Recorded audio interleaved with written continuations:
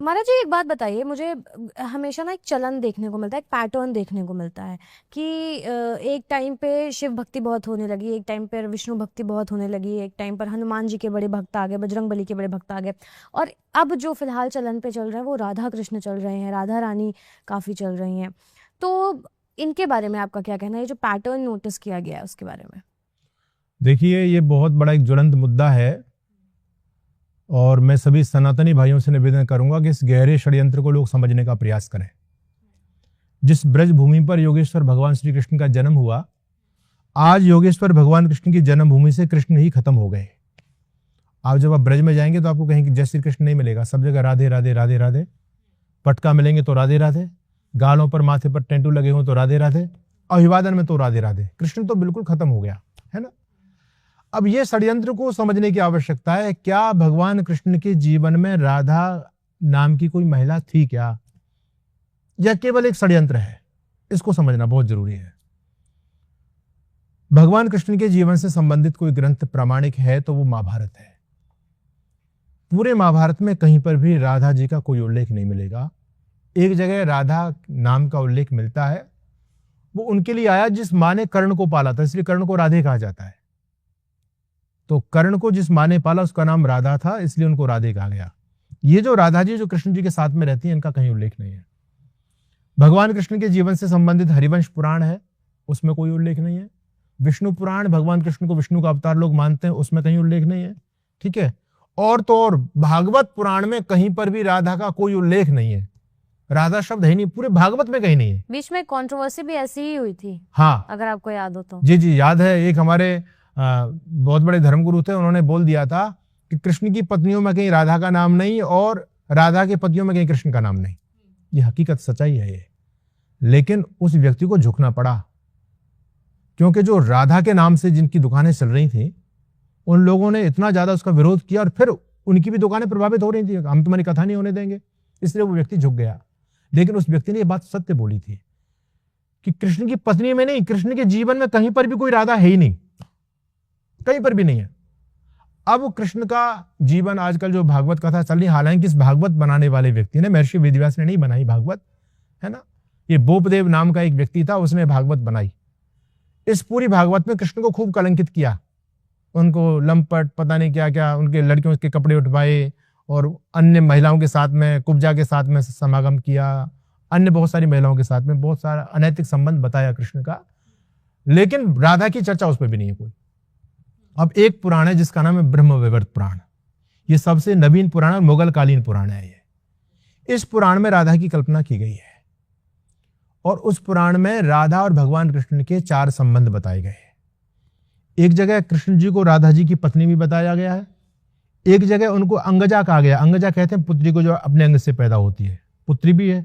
एक जगह प्रेमिका भी है, प्रेमिका भी राधा जी को बताया गया। और एक जगह राधा जी को मामी भी बताया गया है, कृष्ण जी की मामी। ऐसी भी परंपराएं जो राधा जी को कृष्ण की मामी कहते हैं, मामा भी बताया गया। और एक 5वां जो रिश्ता बताया वो आराध्या शक्ति बताया कृष्ण की। वस्तुतः ये है कि जो मामी हो गई, जो बेटी के रूप में है, वो प्रेमिका कैसे हो सकती है, वो पत्नी कैसे हो सकती है। अब ये जो भागवत, ये जो पुराण लिखने वाला व्यक्ति तो इतनी गंदी गंदी बातें लिख रहा है। जो ब्रह्मवैवर्त पुराण में जो कथा कृष्ण और राधा की लिखी गई है, एक पति पत्नी भी एकांत में उसको पढ़ नहीं सकते। इतनी गंदी, इतनी घृणित कथा है, बहुत अश्लील कथा है। लेकिन उन लोगों ने लिख मारी। याद रखना, ये सब विधर्मी लोगों का, धूर्त लोगों का षड्यंत्र था, योगेश्वर कृष्ण को कलंकित करने का, बदनाम करने का। वो अपने काम में सफल हो गए। हम इतने बुद्धू निकले कि उन्होंने जो कुछ भी गंदी संदी बातें, जो कुछ भी लिखी, हमने सबको प्रमाण मान लिया। आज कोई भी कथा राधा के बिना नहीं हो रही। एक तो बहुत बड़े धर्मगुरु कह रहे थे कि कृष्ण की औकात ही क्या है राधा के सामने, कृष्ण तो राधा के सामने पीक डाल लिए खड़े रहते हैं। कितना बड़ा योगेश्वर का अपमान किया गया। वो कृष्ण जिनके सदृश उस समय महाभारत काल में कोई महापुरुष नहीं था, कोई भी महापुरुष, महाभारत बता रही है आपकी, उस कृष्ण को राधा का गुलाम, पता नहीं क्या क्या लोगों ने दिखा दिया। तो ये इतना बड़ा षड्यंत्र है। योगी के राज कृष्ण का जीवन अति पावन है। उन्होंने जन्म से लेकर के मृत्यु पर्यंत एक भी निंदित कर्म नहीं किया, लेकिन कथाकारों ने उनको इतना कलंकित कर दिया, चोर जार शिखामणि, पता नहीं क्या क्या बता दिया योगेश्वर कृष्ण को। और आज रासलीलाएं चल रही हैं, एक राधा बन रही है, कृष्ण बन रहा है, वो गंदे गंदे कमेंट कर रहे हैं, वो गंदे गंदी किस कर रहे हैं, मंच पर कर रहे हैं, उनको शर्म नहीं आ रही, अपने महापुरुषों को कलंकित कर रहे हैं। तो जो लंपट लोग थे, जो लंपट धर्मगुरु थे, उन्होंने योगेश्वर कृष्ण की इन्हीं लीलाओं का वर्णन किया है। एक सखी संप्रदाय चलो, वो सखी बन करके रह रहे हैं, आपस में लंपटता फैलाई जा रही है समाज में।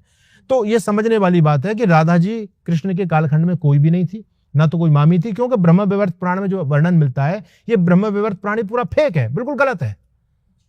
तो कृष्ण जी का कोई, मैं इस बात को डंके की चोट पर कहता हूं, मैंने कई चैनलों पर इस बात को मैंने चैलेंज दिया दुनिया के भागवताचार्यों को कि आओ सिद्ध करो कि राधा जी नाम की कोई महिला हुई उस समय।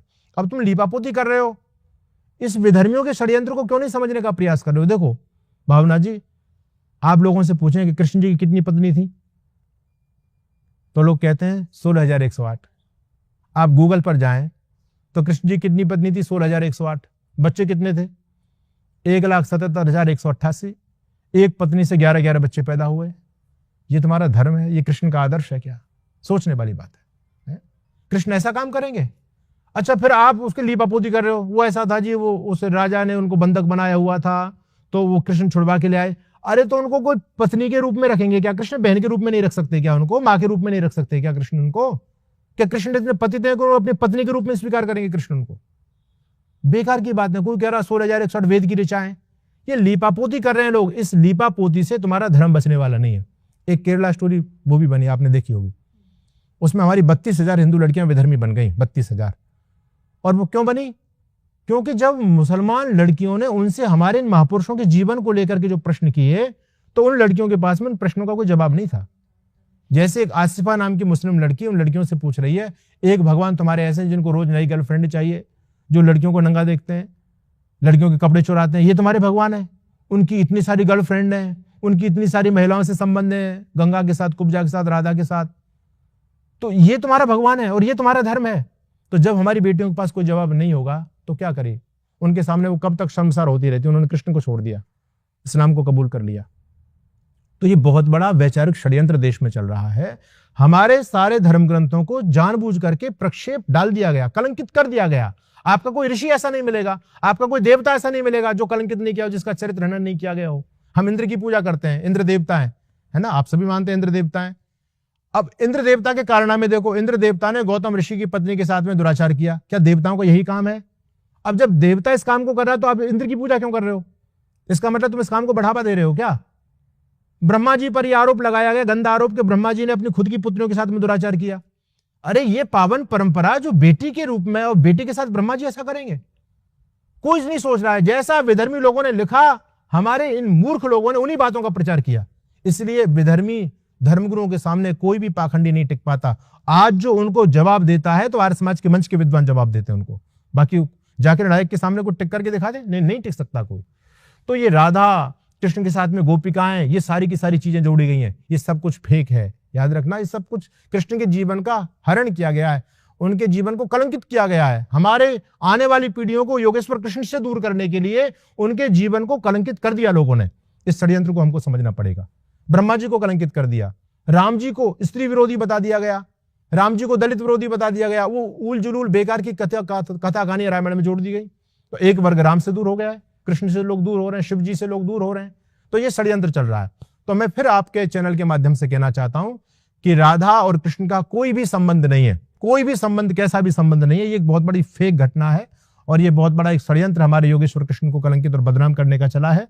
और मैं आर्य समाज के प्लेटफॉर्म से, जो हमारे सनातन धर्मगुरु हैं, इस विषय में कभी कोई डिबेट की आवश्यकता हो तो मैं बिल्कुल पूरी तरह से तैयार हूं और बहुत स्पष्ट रूप से इस बात को कहता हूं कि ये बहुत बड़ा एक षड्यंत्र है। इस षड्यंत्र से योगेश्वर कृष्ण को बचाओ। कृष्ण बचेंगे तो कृष्ण की पीढ़ियां बच जाएंगी, नहीं तो आपके बच्चे आने वाले समय में विधर्मी बनेंगे या नास्तिक बनेंगे। क्योंकि आज जो उलझुल कथाएं हमारे बच्चों को बताई जा रही हैं, उन कथाओं से कोई बच्चा सेटिस्फाई नहीं है। तो आने वाले समय में वो धर्म को छोड़ेगा या फिर वो नास्तिक बनेगा। आशंकाएं रहती है, इनके पास कोई जवाब नहीं है। तो लॉजिक आप बच्चों को दें, इन सारी गंदगी को दूर करने में भलाई है। तो ये आपका अच्छा प्रश्न था।